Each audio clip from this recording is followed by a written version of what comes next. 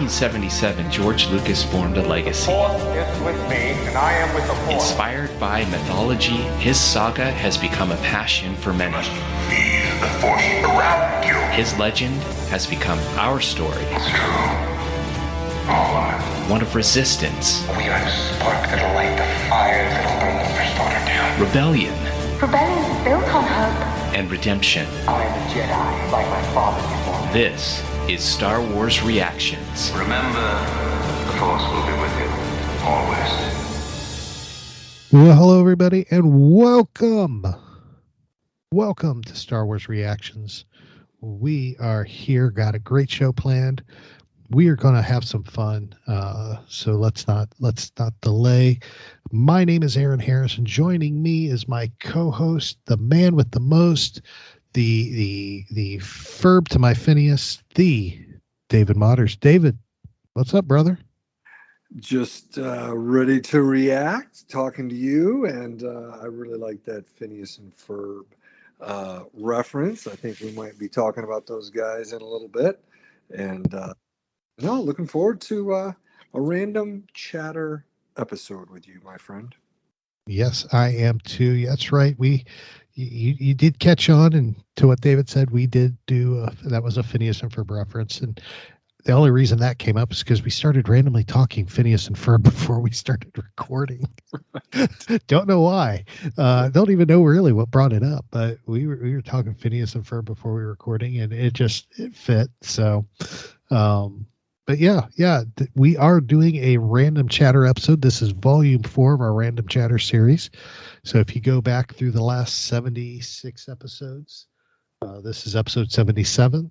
You will find 3 other random chatter episodes to go along with this one. And all that means is we don't have a topic. We're just going to float from subject to subject and just have a great chat. We got a few things written down that we wanted to just bounce off each other and go from there. So we'll see what happens, and just enjoy the show. These have always fun shows to do because you never know where you're going to go. That's right, man. I enjoy it. They've always been fun. Like you said, it's our 4th time doing this, and I was really pumped when we talked the other day, and you said, "Hey, let's do a random chatter." I'm like, "Let's do it, man. I love it." Yeah. Oh yeah, it's perfect to do. So let's go ahead and get things going.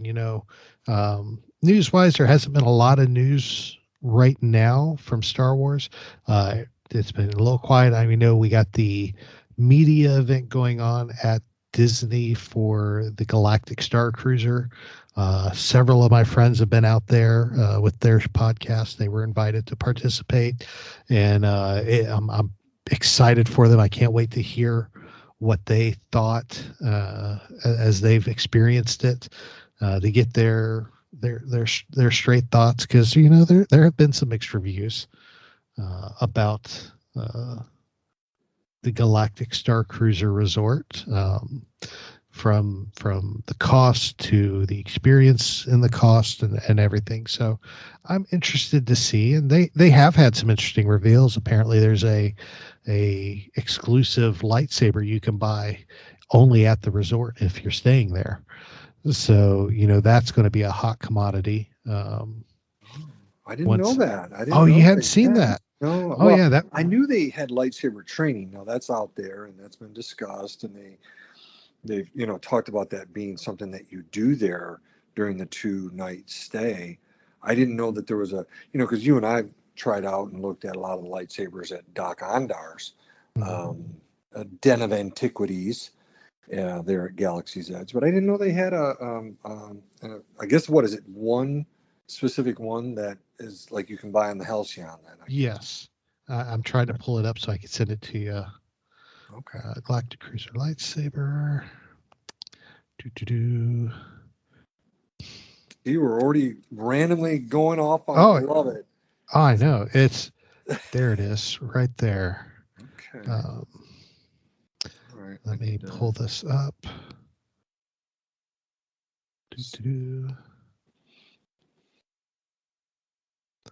I gotta let this load. It's not wanting to load. Okay. There it is. Okay. So is it? Can you get any color blade, or is it kind of a? It's basically it's a personalizable lightsaber. That's going to be you can basically personalize.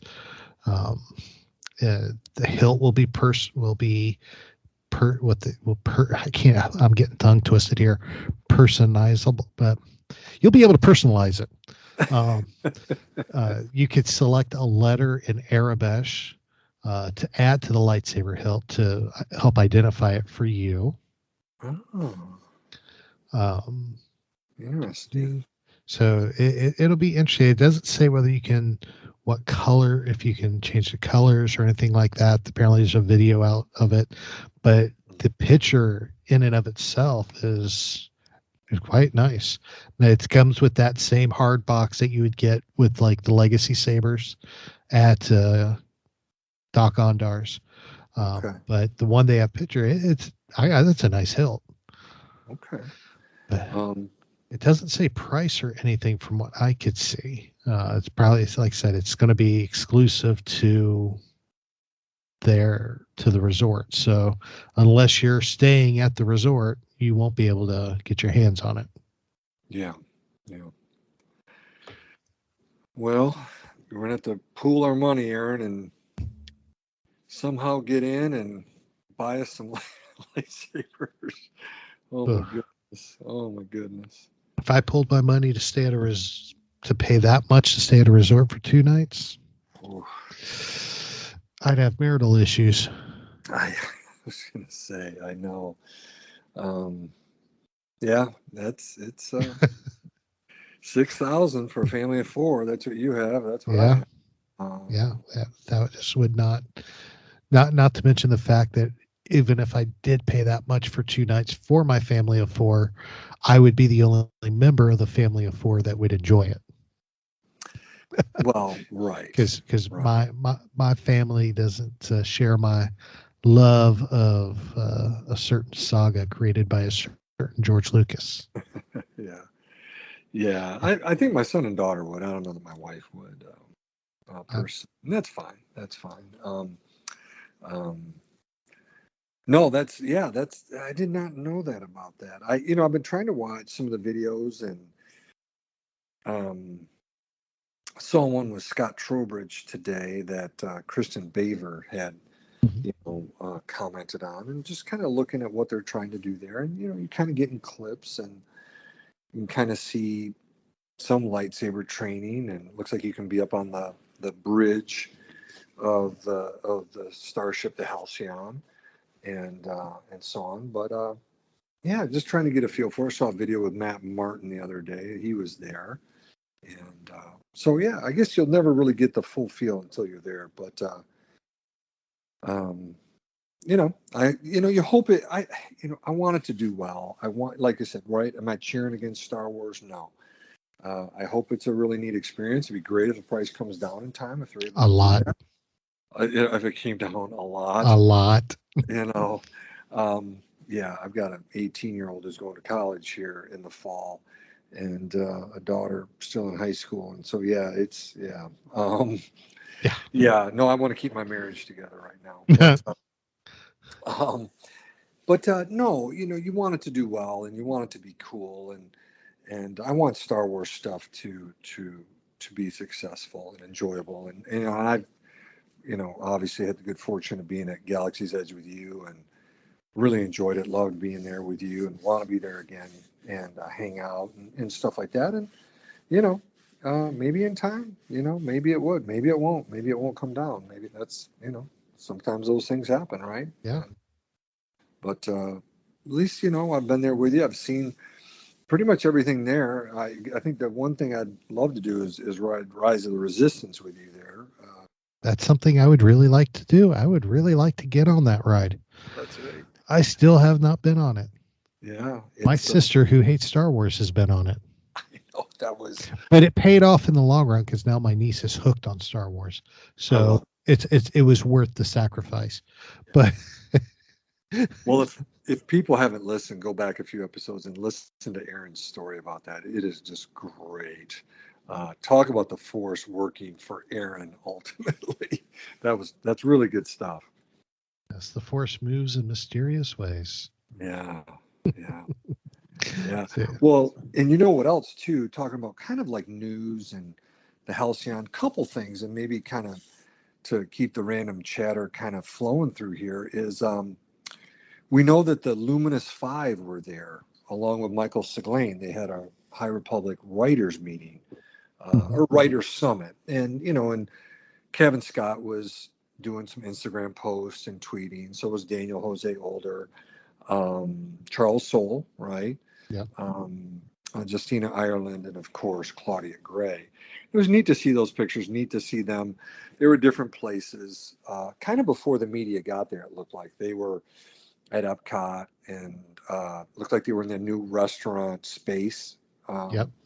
That's there at Epcot.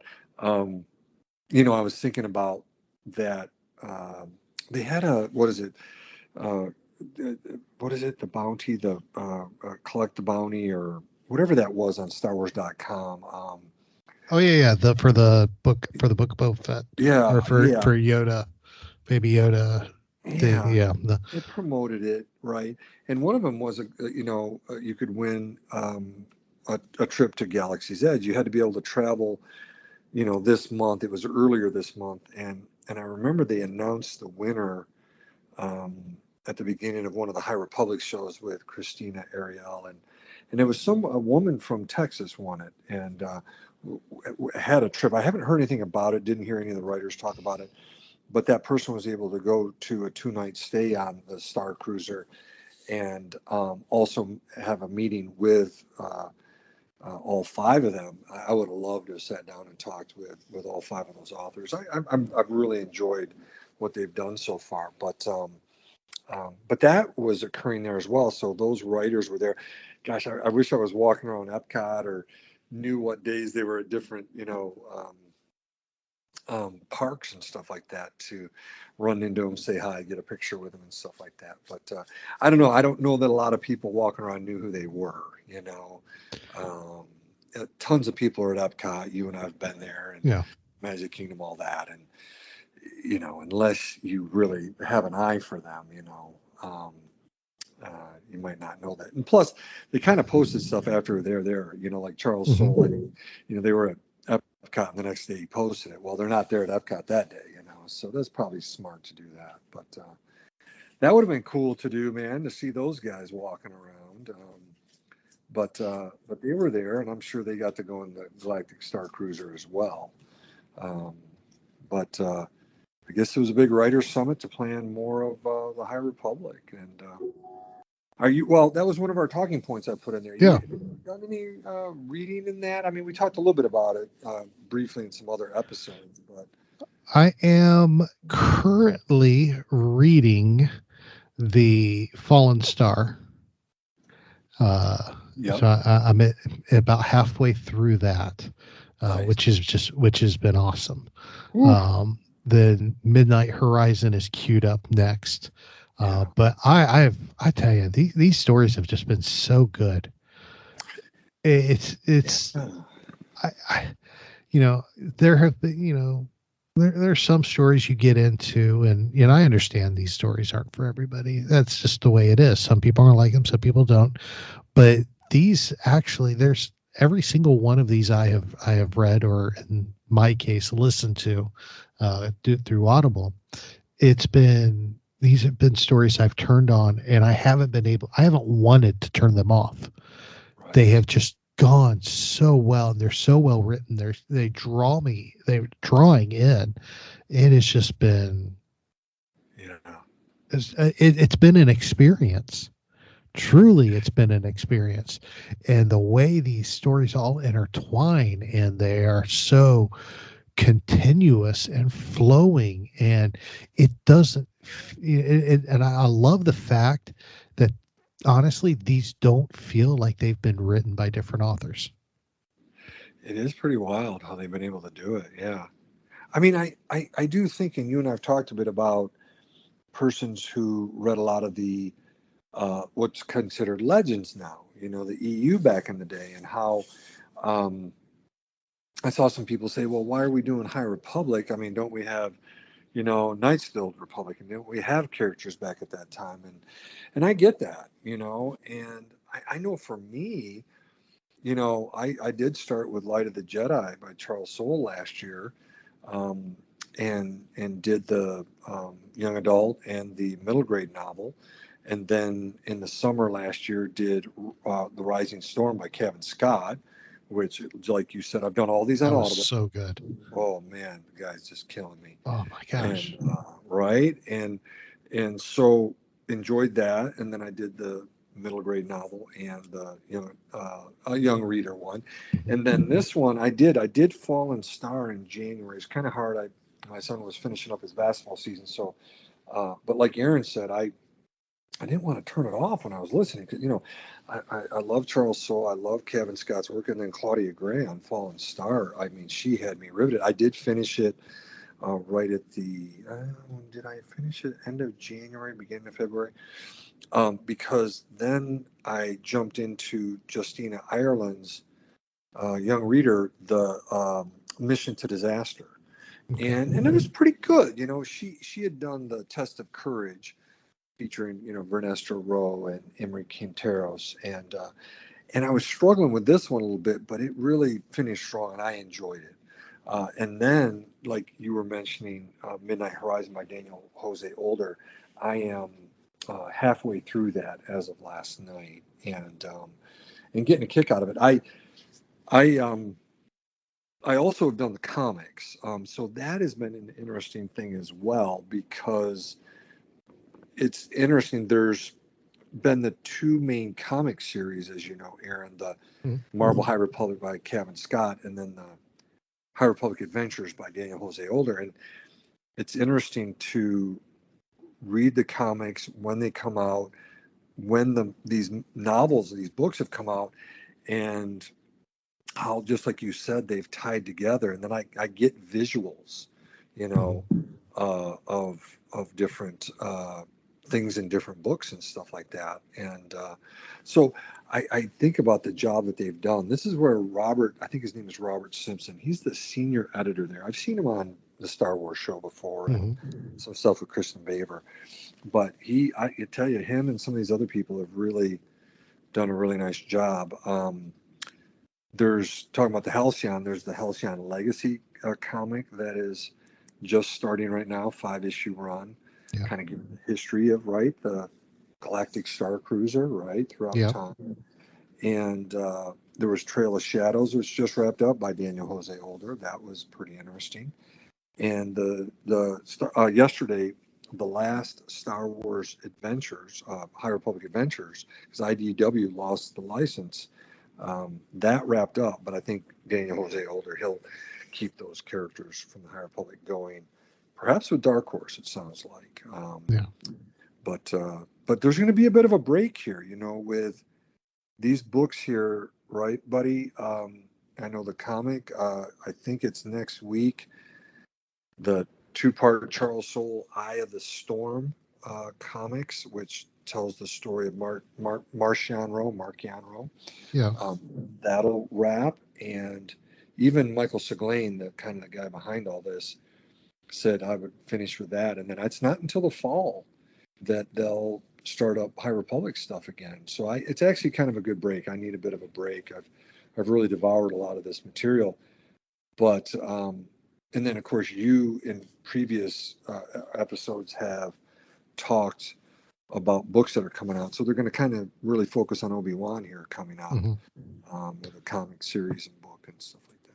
Yeah, the break is definitely needed, because they want to focus in on the Kenobi show coming up. And they got the 5-part comic series coming out in May. The book, there's 2 Kenobi books coming out. The first one is in May, these are going to be. I'm so looking forward to these books. I mean, you're talking. Next to Chopper, you're talking my favorite character in Star Wars. Yeah. In Obi-Wan Kenobi. So this is going to be I'm going to be so enthralled through these Yeah. through this series. You know, starting in May through its run. I've already talked to my comic book guy, and I've been like, when you get the list and you start writing down these, my name better be at the top of that list, or else we're going to have words. Yeah. 'Cause I want Yeah. these 5 Kenobi books Yeah. Yeah. issues. No, yeah, the 5, yeah, and like I said, you in the news, I don't know how many episodes back talked about the Kenobi books, and I think it'd be a nice change. I'll do those on Audible, those Kenobi books, and just have a bit of a break from the High Republic. It's been it's been a big buy-in, and even the authors have talked about it. Michael Siglain as well. It's been a big buy-in. Mhm. I really have enjoyed it, and like you said, I enjoy the characters, and for me, this is just me speaking. I've really enjoyed the Marvel comic, the High Republic Adventures comic, some of the offshoots. The only thing I didn't like, that I Mhm. thought was really poorly done, was the Monster of Temple Peak. That was that originally a graphic novel, broke it into 4 or 5 individual comics, and it just Jeff McGee and Matt, what's Matt's Gorilla Scribe. Why am I blocking on Matt's name from Star Wars Splash Page? Our Matt Matt Moore. Yeah, Matt Moore. Forgive me. Yeah, Matt and Jeff. I was just thinking of it. All I could see was his Twitter Yes. name, his handle. I'm like, that's not right. The Gorilla Scribe. Gorilla Scribe. Yeah, and I do listen to them and their coverage of the High Republic comics. And why did I get on them? Not talk about random chatter, but oh gosh, what were we talking about? I just lost it. I guess, yeah, I don't know if we were talking about High Republic comics, and they've covered them, and I've listened to them for the whole thing. They do a nice job with it. Well, it'll come back to me. It's all right. I guess a senior moment, but yeah, no, I those guys do a great job. Our former brothers over at Coffee with Kenobi, they were comics with Kenobi, but no, I really enjoyed this. Oh, I know why. It just came back to me. I got it.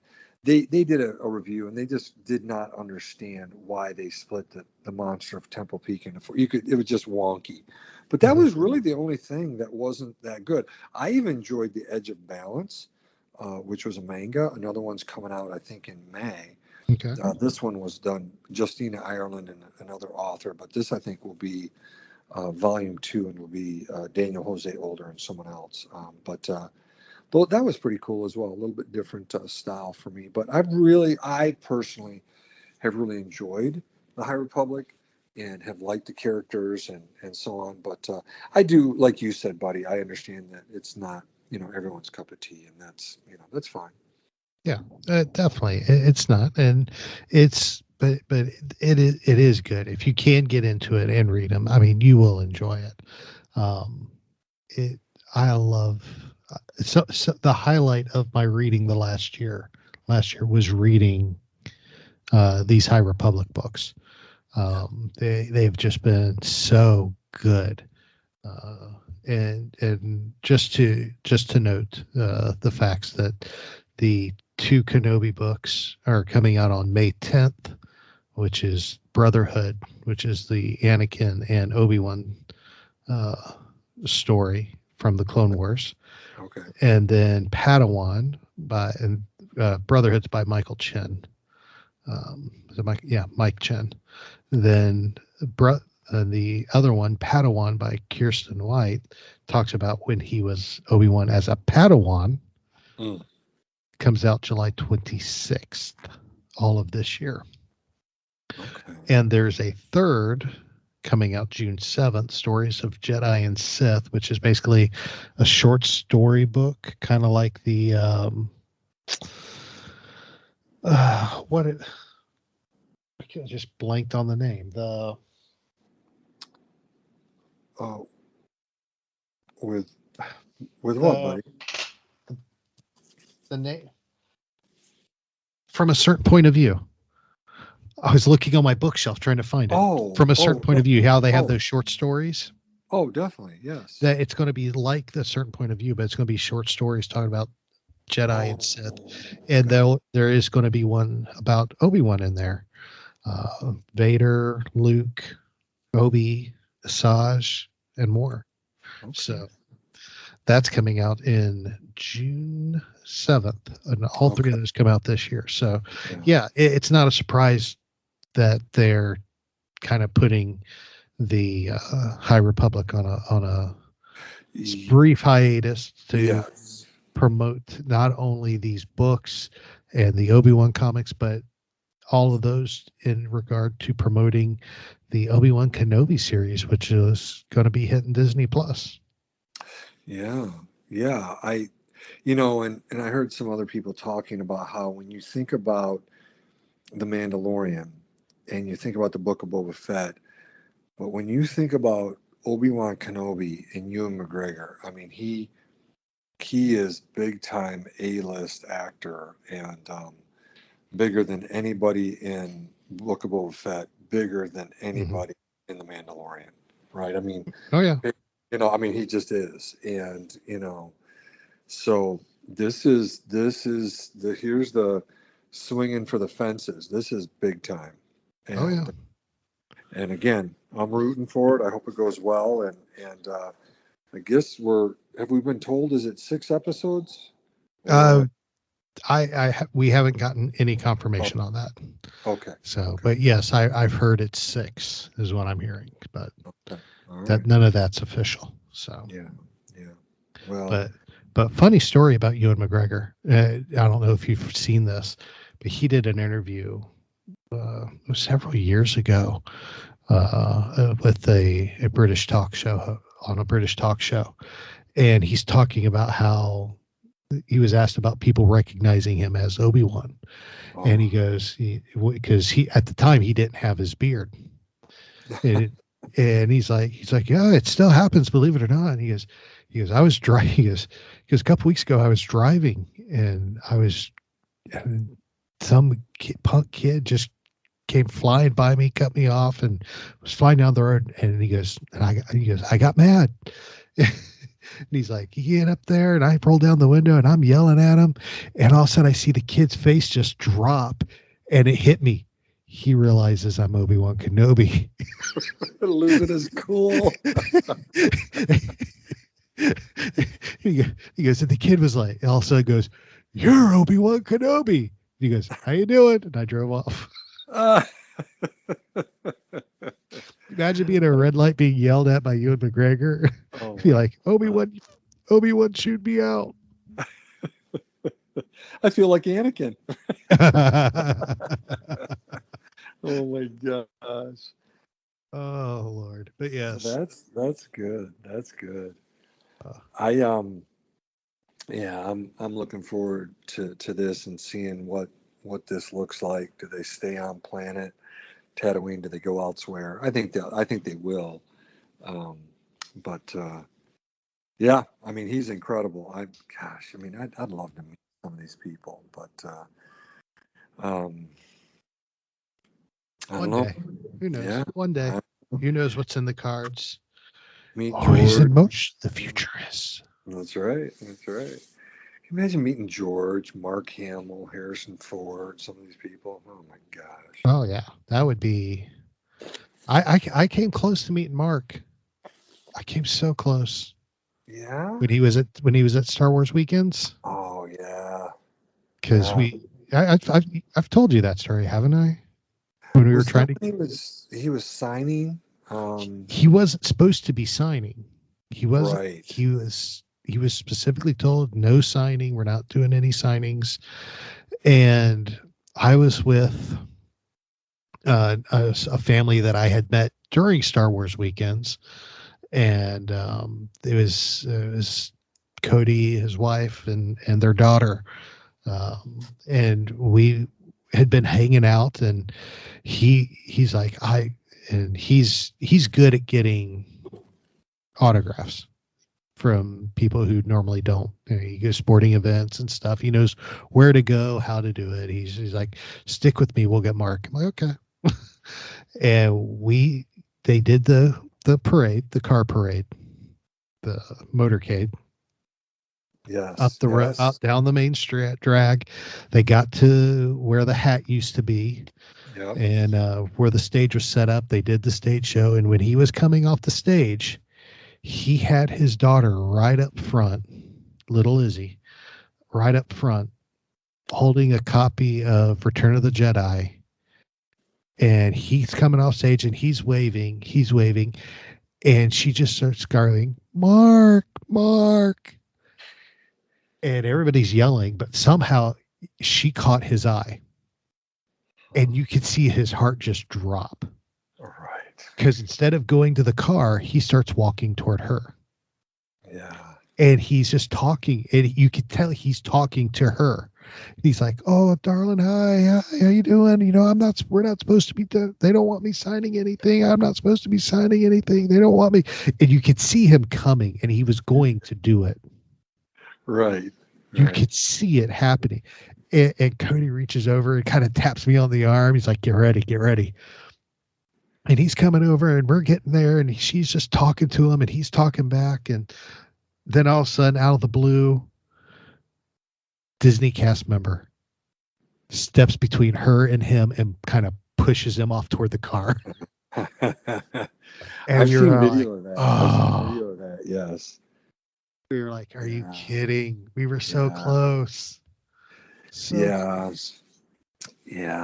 I remember how cool it was that he came there, and I remember James Arnold Taylor interviewing him. Mm-hmm. That was a great show. That was, That was a fan. I think I probably still have the audio from that somewhere. Okay. Because I did a lot of, because back during Star Wars weekends, it was before I started podcasting, I was covering for Dan over at Coffee with Kenobi. I was covering Star Wars weekends, and I got audio from a lot of those shows, and I got it somewhere. Yeah. Probably still in my Dropbox. But yeah, those were fantastic shows. Oh my Lord.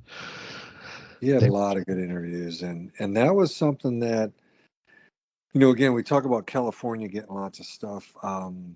Only Hollywood studios got that. You know, James Arnold Taylor flew from California to Florida and did that every summer, and did it for sometimes 4, sometimes 5. It went to 5 weekends at one point. Oh yeah, that nearly killed me. Oh, it was. Oh my gosh.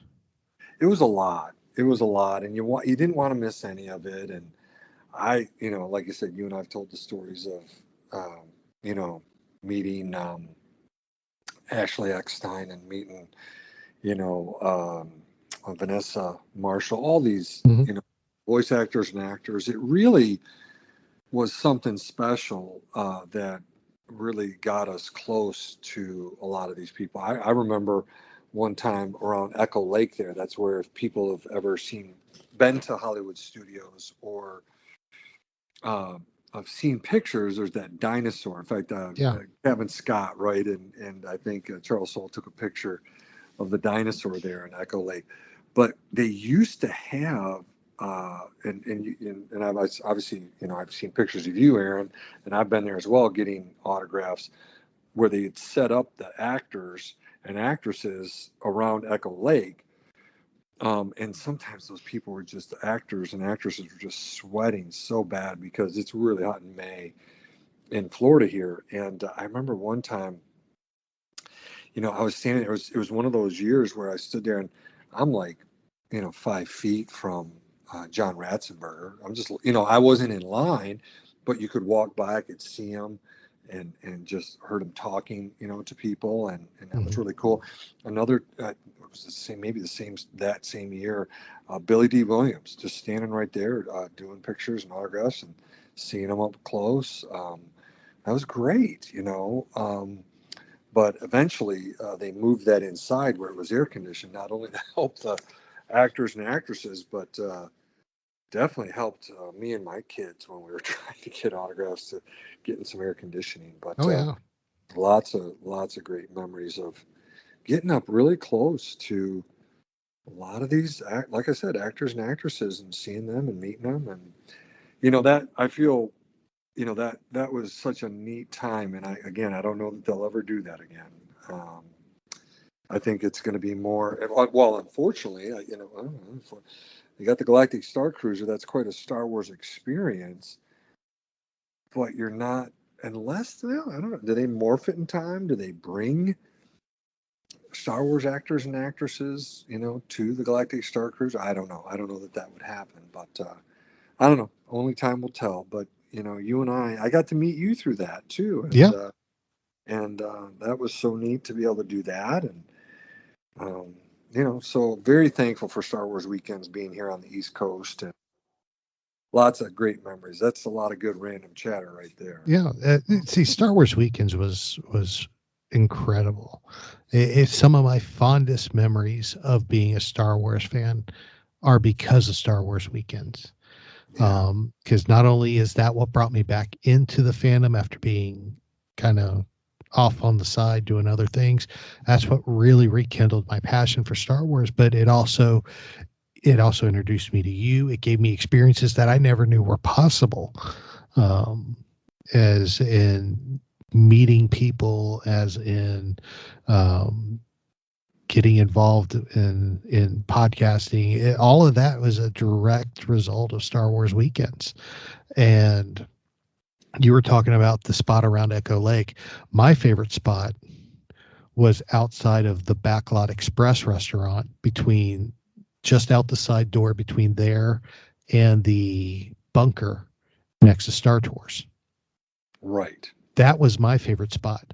I got to see so many people right there, because after the motorcade, that's where the celebrities would come out to go to the green room. Right. I had conversations with Vanessa Marshall there. I literally walked into, because I wasn't paying attention, I would literally walked into Ian McDermott. Yeah.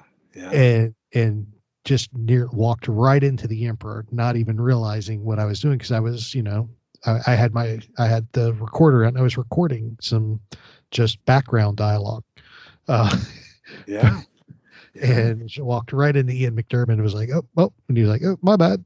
I'm like, well, me too. And then I did double take, was like, oh dear Lord. He could have hit you with lightning. Oh yeah. Yeah. I had a great conversation with Ray Park there too.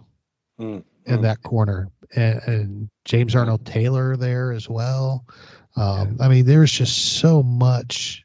There were so many people that would just walk through that, and it was just so much fun to be in Star Wars and just totally engulfed, because literally you would get to the park, and as you're approaching the main gate, all you would hear is Star Wars music. Right. And everywhere you went in the park was nothing but Star Wars music. Oh, it was just, yeah. I mean, from, if you wanted autographs, did that. The motorcade, so cool to see that. You could go see James Arnold Taylor interview Star Wars celebrities. You could see him do his Obi-Wan and Beyond show, where he does over 200 different voices. They had the hyperspace hoopla, we've talked about that. There was just, so many things that you could do, related to that over that, weekend, or those 3 days in essence, Friday, Saturday, Sunday. And it was cool. I tried to get there at least one of the 3 days, for each of those weekends as best you could. And it was just morning till night. It was just great. The spot that Aaron's talking about right there, there's a stage there where they do the Jedi Padawan training right there. Yeah. The lightsaber training. It's right near the entrance to Star Tours, like Aaron mentioned. And, had my daughter do that there and videotaped her, with a lightsaber and battling. At that time, it was Vader was always up on the main stage. Then the Seventh Sister came out, and from Rebels. And so just yeah, we pretty much tried. I think we pretty much did everything. I don't know if I said this. Maybe I said it before on an episode a long time ago. One day, when I was able to get wristbands for Eli and Lena, they were able to be on stage and do the show with Ray Park up, they Oh were, yeah. yeah. And, it's funny because James Arnold Taylor was talking about his daughter just turning 17. And I've got a picture of Eli and Lena on stage. I think Eli would be 8. His daughter would be 7 because Eli's 18 now. His daughter is 17 now. And, and just, I remember that day because it was like the Star Wars, I don't know, universe and force aligned, because not only was Eli and Lena able to be on stage on that show, because I'd been there several times and seen Ray Park. It was called A Visit to the Mall, MAUL, right? Mm-hmm. And Ray would have people up on stage, the kids, and they would all get lightsabers. And I remember the following year they didn't. They handed all the lightsabers back in, but the year that my son and daughter did it, they got to keep them. And yeah, and I remember waiting in line for that show, and my wife came back, and she had Lena. Lena was small enough in her arms that a Disney cast member had come up to my wife and saw Lena. Lena had a little small Chewbacca stuffed animal that we had gotten her there at Star Wars Weekends from probably the previous week or previous year. Yeah. And the cast member saw it and says, "Hey, do you want to be in the parade?" And my wife's like, "Yeah." So again, I had Eli with me. We were waiting in line. My wife had Lena, and so she gave my wife 2 wristbands. And so I remember taking Eli and Lena backstage to do the motorcade, to do the parade. Wow. And you're right. And we're walking through this one gate. It's an area back by, how do I describe it? Where Indiana Jones Stunt Spectacular is. It's a way where you would cut back through some different gates and get to the back lot. Yeah, It's back there. Officially the park back lot. Yeah, so it would be where they start the motorcade in there. So we're walking through there, and I have Lena in my arm, and I have Eli with me, and my wife was going to stand on the side of the parade just to take pictures of us, walking by. So I'm just, like I said, I have Lena in my hand, and she's scared because she sees, I think I might have said this to you, the Kid Fisto's there. And he's all dressed, he's got the big eyes, and it kind of scared Lena. And so I was holding, I said, "It's okay. Kid Fisto's a good guy. He's a Jedi." And then all of a sudden, Ashley Eckstein walks by and waves and says hello to Lena and Eli. And I'm like, "This is incredible." This is years ago when Ashley was just starting to do, Ahsoka and all that. And then we get in line with other parents, and Eli was given a robe. They asked Lena, "Do you want one?" She shook her head no. She was a little scared. So I held her the entire time. We walked, but saw James get in his car, James Arnold Taylor, saw Ashley. I'm trying to remember who the guests were that James interviewed. They go through that thing as well. But it was just great. And of course, 501st members are there, right, with all of their equipment. They've got their bins open. They're getting their gear on to walk. Yeah. Oh my gosh. And then we ended right where Aaron said, right over by the Backlot Express restaurant. It's right near Star Tours. It ends right through a gate there, and we just kind of stopped there. But that was it was unbelievable. One of the best Star Wars weekends ever had. I think that's 10 years ago. Right, 2012, I believe, because I know it ended in 15. So, yeah, because Eli was 8 and Lena was 7, or forgive me, 5, because 8 and 5, yep. And so, yeah, not only on stage with Ray Park and James Arnold Taylor, but going through the parade with Ashley Eckstein and all the characters. Yeah, that was like Star Wars. It was unbelievable, dude. Star Wars Nirvana. Oh, it truly was. It was insane. Right. The amount of the saga they had incorporated in there, and you don't go to play Disney and just see characters walking around like that anymore. No. You just don't.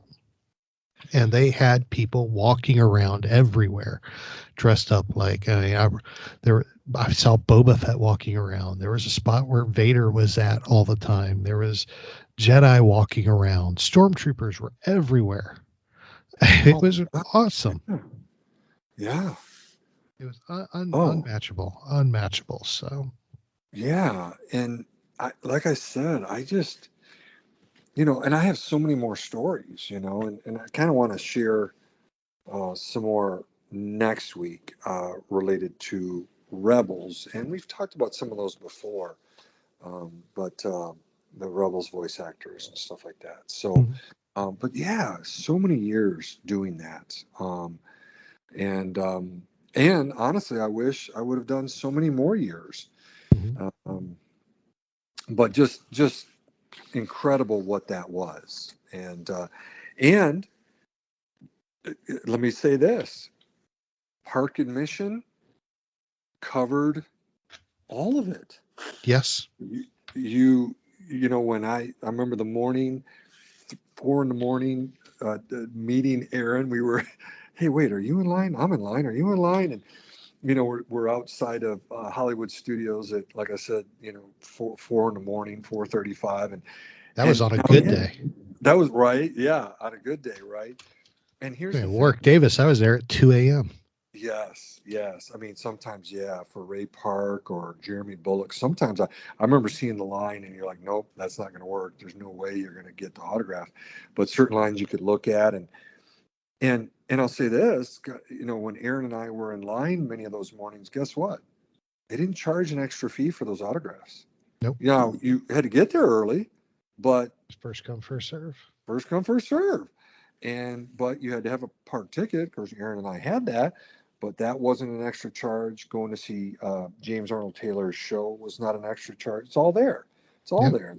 Motorcade and same thing with the Jedi training, the lightsaber training, just first come, first serve. And that's fair. That's Americana, man, and, so again, back in my day, they did Star Wars, right, but, I feel like, just, back, 5 years ago, it was great. Now everything's super expensive. But,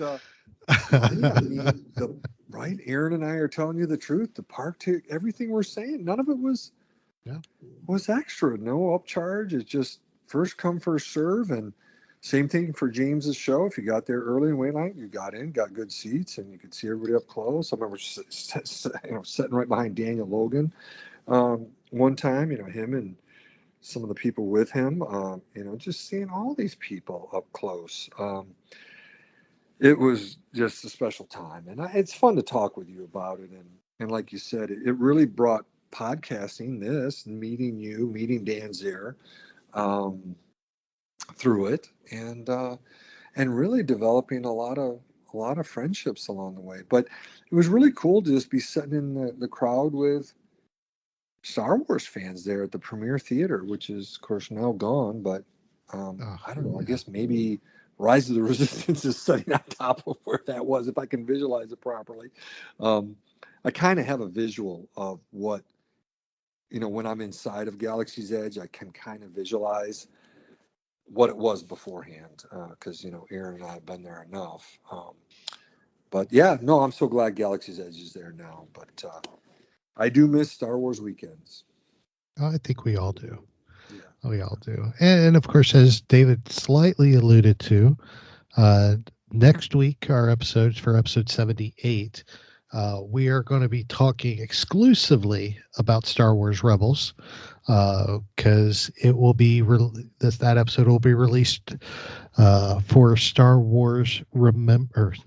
Rebels Remembered Day, which is March 5th, which is a Saturday. We'll release ours, of course, on the 4th, the day before, but it will be a part of that Rebels Remembered anniversary day, and it's going to be great. It's going to be fun. Matter of fact, all the stuff that we normally do on social media, the Moons and More Monday, the Trading Card Tuesday, and everything, that week is all going to be Rebels based.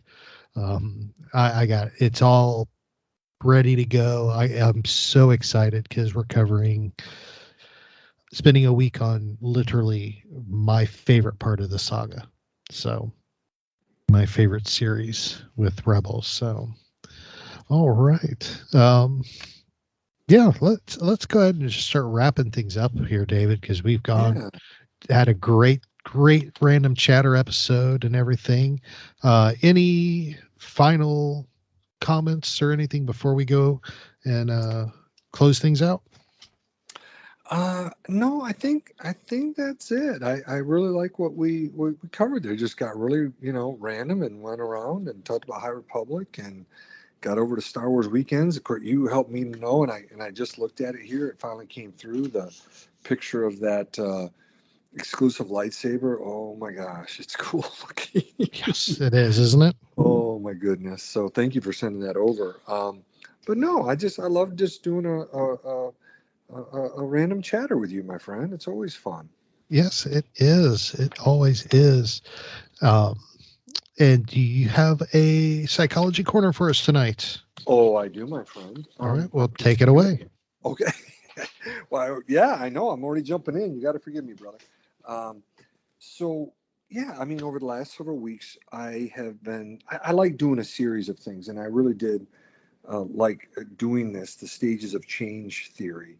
Over the last several weeks, I've been talking about it, and the whole premise behind it is February, obviously, but I'd wanted to do this, in January and in February here, because of Americans' tendency to do New Year's Eve resolutions, and seeing that December 31st to January 1st is this kind of symbolic change. It's like a new year, a new start, all that.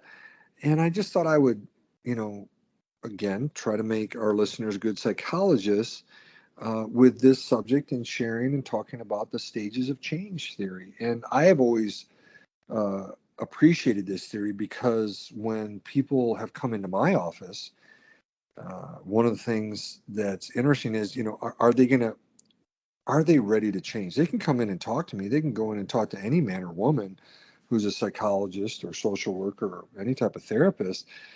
But if they're not in the right stage of change, then, it's not going to happen. So, for example, I have mentioned pre-contemplation stage. This is where change is not wanted, needed. They're not thinking about it. And they even say, I don't need to change. Well, there's no reason to set a second appointment with me. Really, there's none. We want to see them further along. Once you get to contemplation, that's the second stage.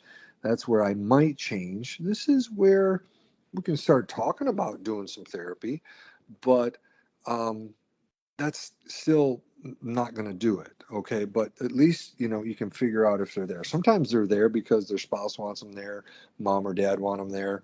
And they might say, yeah, I might change, but they're in the contemplation stage. Where you really want to kind of get going is when a person is in the preparation change. This is where, and I've said this in previous episodes, the person says, I will change. Really, I will. And they are actually becoming committed to changing their behavior.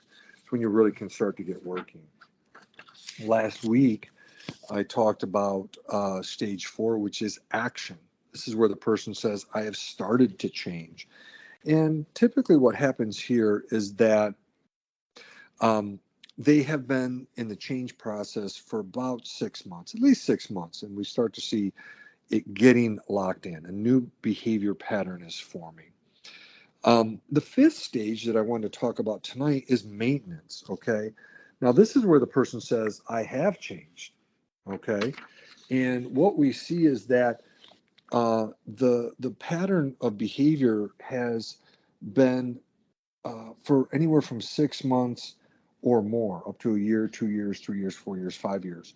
It really is the case that the behavior has been sustained for a reasonable amount of time. It is part of their lifestyle now. And so one of the things we're looking at there is, can the person maintain, the change in various settings? For example, over the last couple of weeks, I've talked about, a person, eating, working out more consistently, eating better, and so on. In this stage, what we see in maintenance stage is that even if the person, say, for example, changes, I've talked to a lot of people, I know Aaron has too, where, they're eating well, they're working out when they're at home, but if they travel someplace for a weekend, it really throws it off. They don't work out in the morning. If there's a place to work out, they're not eating properly, so on. But in the maintenance stage, you tend to see those persons, whether they're gone for a week, which is fine. Again, if they travel to another state or somewhere within the state that they live, they're still working out, not maybe as good as they would at home or eating as well, but generally they're sticking with it. And so you can see the maintenance of that behavior change across multiple situations, multiple settings. That's when you can really know that the person is in the maintenance stage of change. And that's where we want people to get to. And so there we go.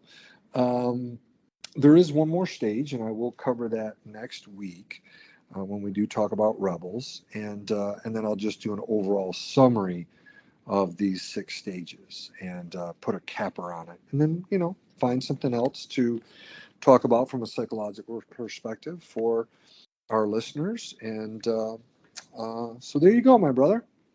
Very good. Very good. And if somebody wants to ask you a question about the stages or just talk about Star Wars in general, how would they go about doing that, my friend? Oh, yeah. 3 places. One is Twitter. That's at David_Modders, Modders. There's Instagram. Just look up my name, David Modders. And the other one is email. If someone wants to do a longer form kind of question or comment or whatever, that is David at StarWarsReactions.com. Excellent, excellent, excellent. And of course, if you want to talk Star Wars with me, you can always do that on Twitter at TAHarris121079, or of course, email me, Aaron at StarWarsReactions.com. Of course, if you want to take comments on anything that we've talked about today during our random chatter chat, you can, of course, hit us up on any of our social media accounts, whether it be Facebook, Instagram, or Pinterest at SW Reactions, or of course on Twitter at SW Reactions Pod. Let us know what you think and just ask questions. We're happy to answer them for you. And of course, David, you know what that means. I'm ready. It is time to go with our Star Wars dad joke of the week. So this one, I'm going to have a little fun with. You ready, my friend? I am ready, my friend. What did Yoda say to the boy who entered his bakery and ordered a pie? I don't know. What did Yoda say to the boy who entered his bakery and ordered a pie? Dough or donut? There is no pie. Oh. Ooh, that Dough is a or donut. There is no pie. Of course, it makes you wonder if Yoda, being he owned a bakery, if Yoda had, the little munchkin bites. Yeah, shaped like baby Yoda. Yeah. Yeah. Yes, the little ears, Oh. That was a good play on words. Dough or donut. There is no pie. That is good. That is good. That's creative. That's fun. That's fun. All right, buddy. It's been a blast. Absolutely, buddy. It has been. And, everybody, we're going to end this like we always do. We're thinking about y'all. We're praying for y'all. We appreciate each and every one of you. And we know right now things are crazy in the world. And they've gotten a little bit crazier with what's going on with Ukraine, Russia, and the uncertainty of what's going on with the world. But, something popped up in my feed today, and I wanted to share it with you guys just to end the show out, because I know things look very uncertain, and I know I've seen a lot of people commenting that they're not sure what's happening, not sure what to think, not sure what to do, and there's a lot of hopelessness and everything going on with how dark the future seems. But every morning for part of our social media thing, we've been putting up the frames, basically and I always blank, the little sayings that they put at the beginning of each episode of the Clone Wars. Yeah. I will help you, brother. They're called fortune cookies. Fortune cookies. There you go. I don't know why I have a hard time remembering that, but beside the point. But we put up the fortune cookies, an episode a day. And we're no way near this episode, but this fortune cookie popped up today as I was looking for something. And it just felt like the right way to end this episode. With all that's going on. I mean, this is from the 5th season, the 20th episode, The Wrong Jedi. And of course, this is the episode where Ahsoka's on trial and she ends up walking away from the Order and everything. And this is the fortune cookie from that episode. And it just fits what's going on right now. And it's something we want to leave you with is never give up hope, no matter how dark things seem. That's a great one. Things will get better. There is a light on the other side of this tunnel. We may not see it. You may not feel it, but it's there. And we will all get through this together. So don't give up hope. We love y'all. We're praying for y'all. Stay safe. Stay healthy. Remember, this is your place for elegant discussion for a more civilized age. If you'd like to share your thoughts, you can email us at show@starwarsreactions.com for our show notes and the latest news from the Star Wars universe. Visit our website at www.starwarsreactions.com. You can also follow us on Twitter at SWReactionsPod or on Facebook at Star Wars Reactions. If you enjoy our show, please leave a review on iTunes. This podcast is not endorsed by the Walt Disney Company or by Lucasfilm Limited. It's intended for entertainment and informational purposes only. The official Star Wars website can be found at www.starwars.com. Star Wars. All names, sounds, and any other Star Wars related items are registered trademarks and or copyrights of Disney and the respective trademark and copyright holders. All original content of this podcast is the intellectual property of Star Wars Reactions unless otherwise indicated. Star Wars Reactions. Elegant discussion for a more civilized age.